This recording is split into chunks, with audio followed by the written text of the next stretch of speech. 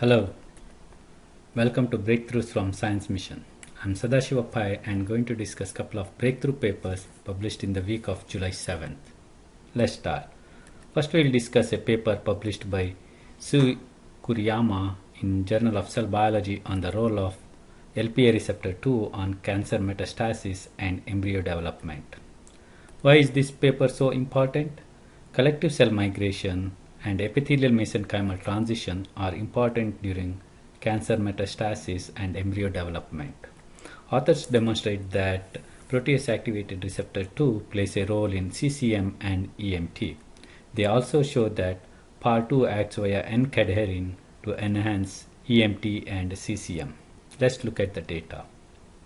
Authors demonstrate LPA receptor 2 signaling is required for in vivo xenopus neural crest migration.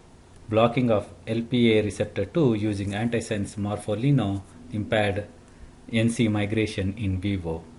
The inhibition of NC migration by LPA receptor 2 antisense was rescued by overexpression of an mRNA encoding full-length LPA receptor 2 but not by non-phosphorylatable form of the receptor, indicating the phosphorylation of the receptor is required. Also, in invasion assay, LPA receptor 2 antisense injected cells consistently stalled at the entrance or in the first half of the tunnels tested, which suggests that LPR2 antisense cells had a low plasticity. Authors also showed that neural crest cells acquire fluid-like behavior that helps them pass through narrow channels, while inhibition of this phase transition by blocking LPA receptor 2 makes cells cluster too solid to pass. Authors looked at potential changes in cell-cell junction composition to understand the mechanism. LPA receptor 2 deficient cells showed stronger N-cadherin staining at the cell-cell junction than in control cells. However, there was no changes in mRNA or total protein levels of these molecules, which suggest a role for subtle regulation at the level of spatial distribution of cell-cell adhesion complexes. Evaluation of N-cadherin endocytosis found that N-cadherin was seen in intracellular vesicles, whereas LPA receptor knockout cells had a strong accumulation of N-cadherin in the cell membranes. Cells expressing activated form of Rab5, a well-known promoter of endocytosis, was sufficient to rescue the effects of LPA receptor 2 knockout on N-cadherin internalization.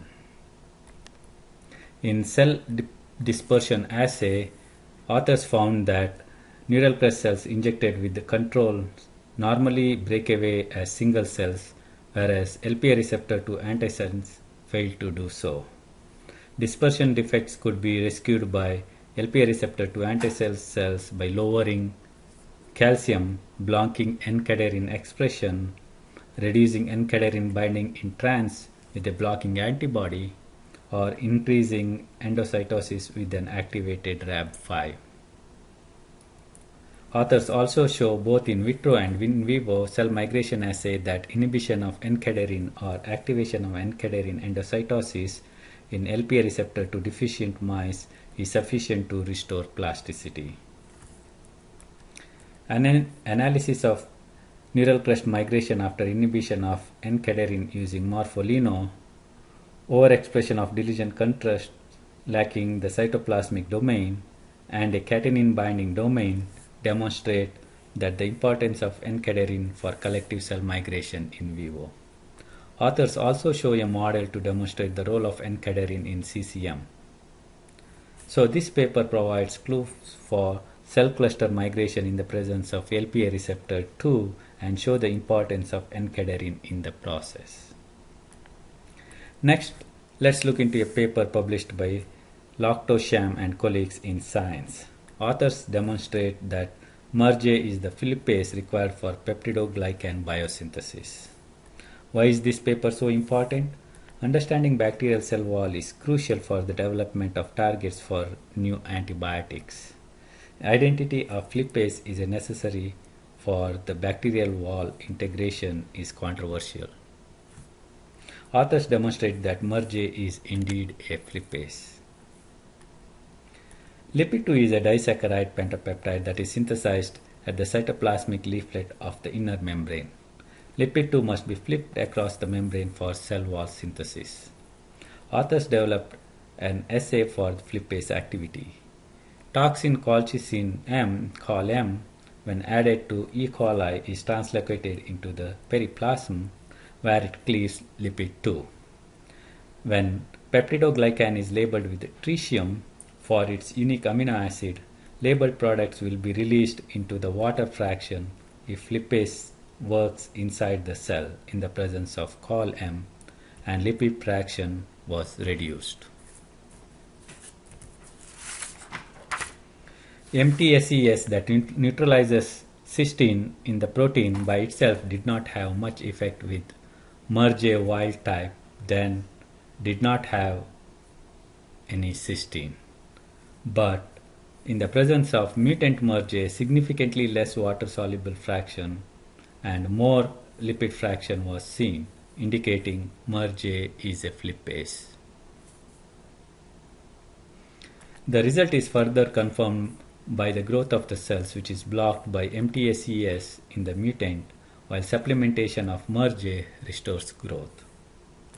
Spiroplasts without outer membrane provide col M with direct access to flipped lipid-2. In the absence of MTSES, col M treatment of wild type or mutant spiroplasts reduce the amount of label in the lipid fraction, indicating that lipid-2 was actively flipped and thus cleaved by col M. Although MTSES did not affect col M activity on wild-type spiroplasts, it completely abolished lipid-2 processing by col M in mutant pluriplasts.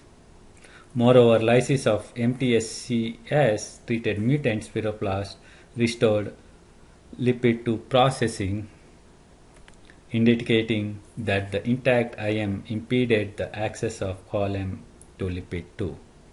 Thus, MurJ appears to act as a lipid-2 flippase and could be a target for new antibiotics. Thanks for watching Science Breakthroughs from Science Mission.